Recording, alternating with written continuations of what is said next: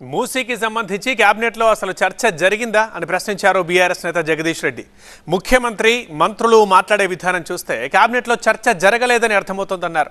అయితే దీనిపై deputy CM Bhatti Vikramarka clarity ఇచ్చారు.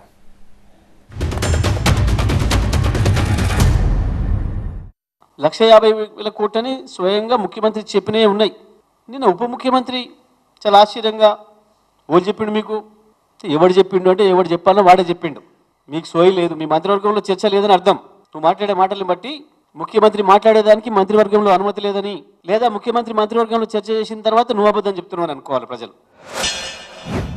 మూసీ మీద క్యాబినెట్లో చర్చ జరిగిందా లేదా మీరు చెప్పాలంటే ఇది కొత్త అంశం కాదు కదా, కొత్త అంశం కాదు. మేము మూసీ దానికి సంబంధించి క్యాబినెట్లో డిస్కషన్ జరగకుండానే ఇంత పెద్ద విధానపరమైన నిర్ణయం తీసుకుంటారని ఒకవేళ జగదీష్ రెడ్డి అనుకుంటే, వాళ్ళ క్యాబినెట్లో కేసీఆర్ ఒక్కడే నిర్ణయం తీసుకుంటాడు కాబట్టి వాళ్ళనే మేము కూడా అని అనుకుంటున్నాం. నో, ఈ క్యాబినెట్ ఫుల్ డెమోక్రటిక్ క్యాబినెట్.